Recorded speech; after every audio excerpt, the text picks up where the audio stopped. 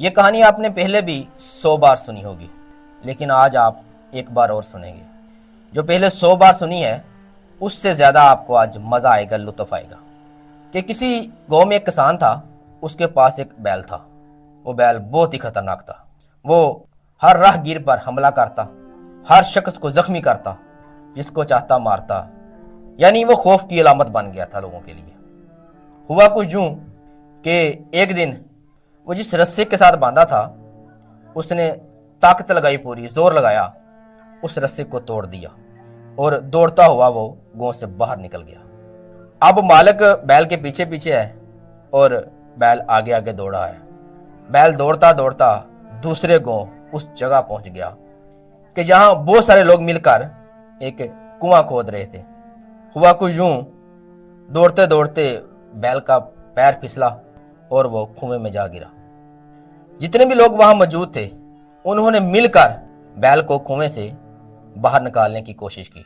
तो इसी दौरान उसका मालिक भी दौड़ता दौड़ता पहुंचा। तो मालिक ने देखा और कहने लगा कि इसको कुएं में ही रहने दो, इसको बाहर ना निकालो। तो वो लोग सुनकर बहुत हैरान हुए कि जी मालिक है कि हम इसके बैल को बचाने की कोशिश कर रहे हैं, लेकिन ये कह रहा है इसको कुएं में रहने दो। तो मालिक ने कहा बात ये है कि ये बैल बहुत ही खतरनाक है। यह हर शख्स पर हमला करता है, हर फर्द को जख्मी करता है, जिसको चाहता है मारता है। ये लोगों के लिए खौफ बन गया है। सब कुछ बातें पंजाबी में अच्छी लगती हैं। तो मालिक कहने लगा गल ये आ, बैल खुद ही आके खूह दे विच डिग पिया है। हुण मौका है साडे कोल, सारे मिल के हुण बैल नूं खूह दे विच डिगे होए नूं नत्थ पा लो कि बाहर निकल के इन्हें फिर किसी ने छड़ना नहीं। तो बेहतर रहिए हुण खुद डिग पिया है, इन्हूं पहलों नत्थ पाओ तो फिर बाहर कढदे हैं, क्योंकि आंदा किसी भी बंदे नूं नुकसान ना पहुंचावे, जख्मी ना करे। साहब बात बैल दी नहीं हो रही, बात अमेरिका और ट्रंप की हो रही है।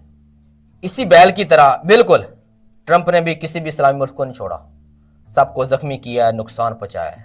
अब सब इस्लामी मुल्कों के पास मौका है कि सब मिलकर एक होकर, अब उस बैल की तरह ये भी गिर गया है, खुद ही इसने जंग लगाई है, इसके साथ भी बैल जैसा सलूक करें, यानी अपनी तमाम शराइत मनवाएं, क्योंकि आइंदा ये किसी भी इस्लामी मुल्क को जख्मी ना करे, नुकसान ना पहुंचा सके।